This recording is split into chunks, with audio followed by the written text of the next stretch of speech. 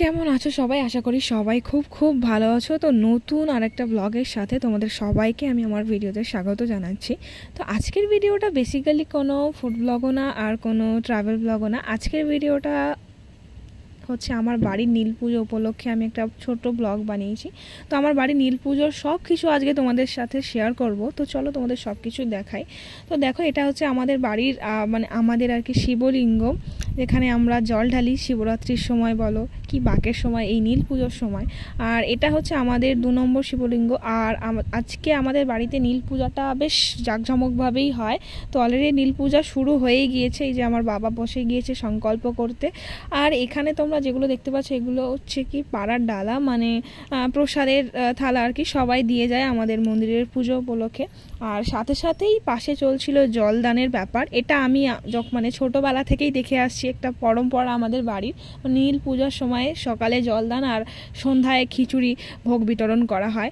আর যেমনটা তোমাদেরকে বললাম, তো এখন এখানে সেই খিচুড়ি ভোগের আর কি আয়োজনই চলছে, সবজি কাটাকাটি চলছে। তো এই যে ওইদিকে আলু টালু ছাড়াতে দেখলে তোমরা, এখন এখানে ফুলকপি কাটা হচ্ছে, দেন এই সবজিগুলোই আর কি খিচুড়ির মধ্যে যাবে। তো এপাশে এখন মোটামুটি সবাই চলে এসছে, পাড়ার সবাই নীল পূজার উপোস যারা করেছে পূজা করবে, দেন তারপরে সবাই জল ঢালবে আর কি। এখানে যেটা হচ্ছে সেটা হচ্ছে দণ্ডি কাটা এখন শুরু হয়ে গেছে আমাদের, মানে এই আর কি প্রসেসিং চালু, মানে দণ্ডি কাটবে, তারপরে দেন এরা আবার স্নান করে পুজোয় বসবে, তারপরে আমরা পুজো দেব। আজকের দিনটা আমরা সবাই উপোস করে থাকি বাবার মাথায় জল ঢালার জন্য। তো এখানে সবাই যারা যারা দণ্ডি কাটা তারা চলে এসছে আর ওদের কাজ শুরু করে দিয়েছে, দেন এরপরে আমরা পুজোয় বসবো। তো তোমাদেরকে এবার দেখাই আমাদের মন্দিরের ভেতরটা আর কি, রাধা গোবিন্দ যেখানে আছে সেই জায়গাটা। তো আজকে দিনে আমরা রাধা গোবিন্দকে যতটা পারি সাজানোর চেষ্টা করি ফুলের মালা দিয়ে। আর এই ফুলের মালাগুলো হাওড়া থেকে আনা হয়েছে। আসলে ফুলের মালা স্যাটিসফ্যাকশন, ফুলের মালা কিনতে গেলে আমার মনে হয় হাওড়াটাই বেস্ট।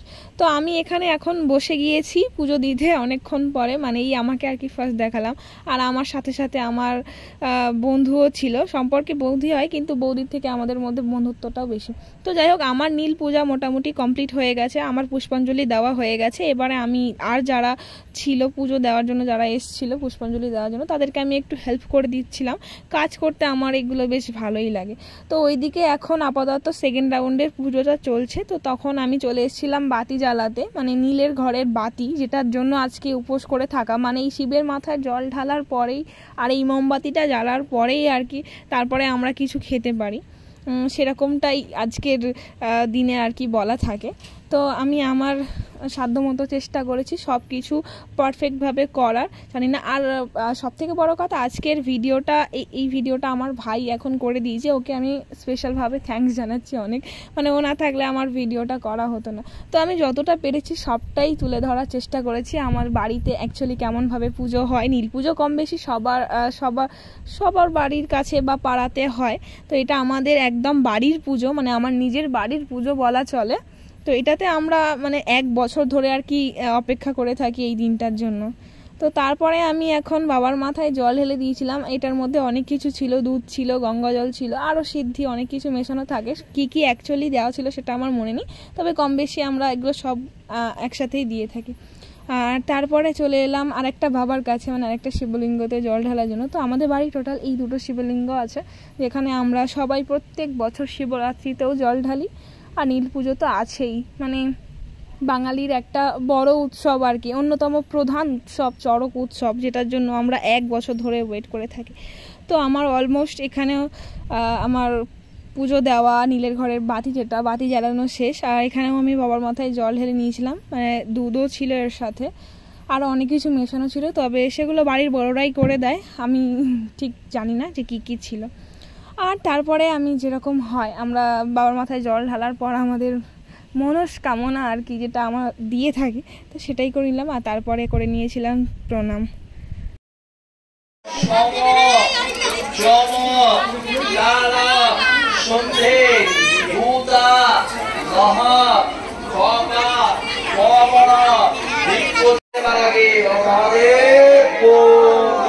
ছোট বাজারি বড় বাজারি চরণে সেবার আগে বাবা মহাদেব তারকে সরে বাবা মহাদেব। তো তো সবার মোটামুটি পুষ্পাঞ্জলি দেওয়াটা সম্পন্ন হয়েই গেছে। আর সারাদিন উপোস করে থাকার পর, নীলের ঘরে বাতি জ্বালার পর, বাবার মাথায় জল ঢালার পরে সেই উপোসটা ভঙ্গ আমি করি এই রাসনার জলটা খেয়ে। তো এটা বেসিক্যালি একটা রাসনার জল, আর এর সাথে সাথে ছোলা থাকে, ফলমূলও থাকে। তো ফাইনালি এটা খেয়ে আমি একটু রিল্যাক্স হলাম। দেন তারপরে আবার চলে গেলাম বাতাসা ঠিক করার জন্য। মানে আমাদের পুজোর মধ্যে সব থেকে ইন্টারেস্টিং পার্ট আমার এটাই লাগে, মানে এখন যেটা করছি সেটা হচ্ছে ঘরা ঘরা বাতাসে একটু পরেই মানে যেগুলো ছড়ানো হবে। তো এটা অনেকেরই আমাদের পাড়ার মানত থাকে, তারপরে আমাদেরও দেওয়া হয় বাতাসা, মানে প্রায় 7 থেকে 8 গামলা বাতাসা আর কি এরপরে ছড়ানো হবে। তো আমার এই ব্যাপারটা বেশ সব থেকে বেশি ভালো লাগে। দেন এরপরে হবে হোম যজ্ঞ, তারপরে আমাদের পুজো সম্পন্ন হবে।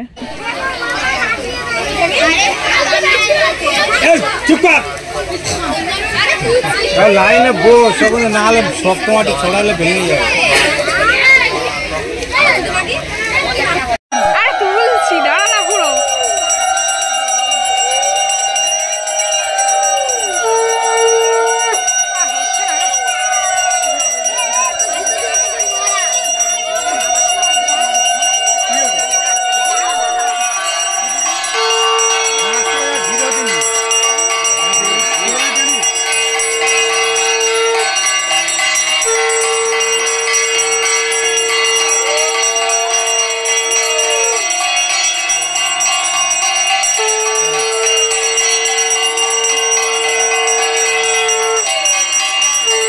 আগের ভিডিও ক্লিপটা বড্ড তাড়াহুড়ো করে তোমাদেরকে দেখিয়েছি, তো তাই জন্য একবার তোমাদেরকে আমি ভালো করে দেখিয়ে দিই যে আমাদের রাধা গোবিন্দ সাথে যারা আছেন তো তাদেরকে ঠিক আমরা কিভাবে রাখি।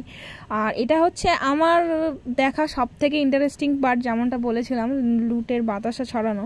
তো আমি তোমাদের সাথে এটাও একবার শেয়ার করি।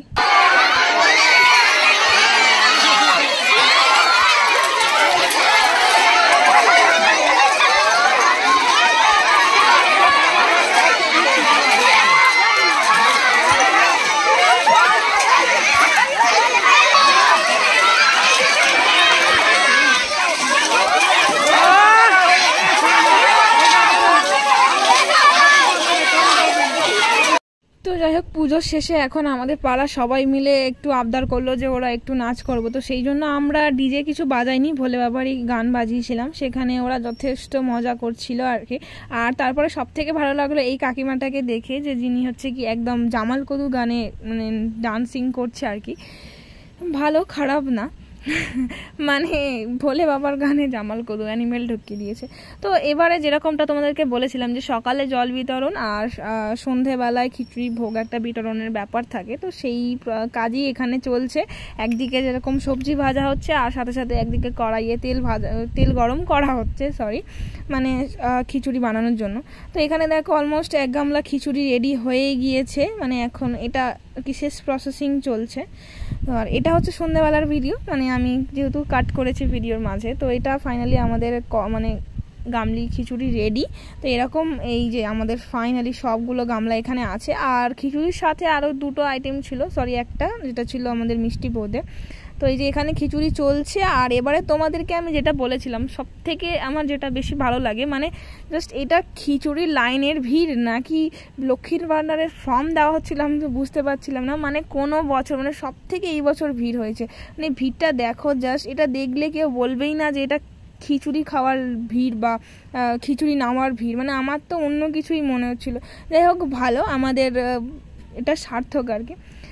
তো মানে এখানে ব্যাপারটা হচ্ছে কি, কেউ খিচুড়ি দিয়ে মজা পায় আর কেউ খিচুড়ি খেয়ে মজা পায়। তো এখানে বাড়ির অনেক বড় সিনিয়র কাকিমারা ছিল, জেঠিমারা ছিল, যারা খিচুড়ি দিচ্ছিল আর কি, বিতরণ করছিল। তবে এইসব দেখে আমি আর লোভ সামলাতে পারলাম না। আর আমার সাথে চলে এসছে আমার বন্ধু, একে হয়তো তোমরা সবাই চেনো, আমার ভিডিওতে প্রায় আসে। তো ও আসার পর আমি এখন 1 গামলা খিচুড়ি নিয়ে বসে পড়েছি আমরা দুজনে খাবো বলে। তো আমি এখন সার্ভ করছিলাম আর কি প্লেটের মধ্যে, মানে সার্ভ করে ওকেও দিতাম আর আমিও খেতাম। মানে খিচুড়ি খাওয়ার একদম ভুক্কার আমি, সত্যি আমার। আর গোবিন্দভোগ চালের খিচুড়ি হলে তো আর কিছু বলাই যায় না। আর তার সাথে ছিল মিষ্টি মিষ্টি বোঁদে। এই বোঁদেটাও আমাদের বানানোই হয়েছে, মানে আগের দিনকে বানিয়ে রাখা হয়েছে আজকে দেওয়ার জন্য সবাইকে।